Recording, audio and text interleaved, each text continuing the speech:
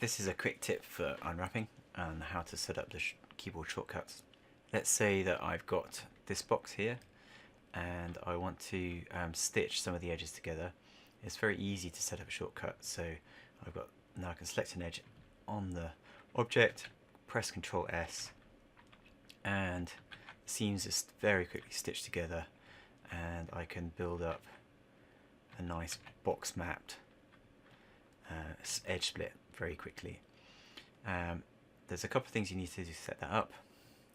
So it doesn't come as default in Mac, so you need to go into customize user interface, then you drill into the main UI, and we're just going to find unwrap UVW as our group, and then we can just dive down here and we just need to find a shortcut called stitch, which is there, and to assign it to a hotkey you just type the hotkey in the dialog over here and just click assign. So there it is, assigned, and you can go through and you can assign any shortcuts you like.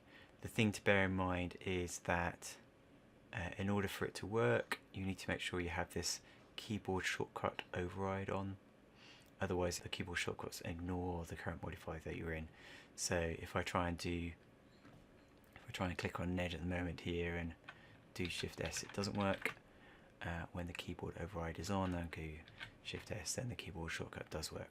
So that's just something to bear in mind. Yeah, I hope that speeds up your workflow.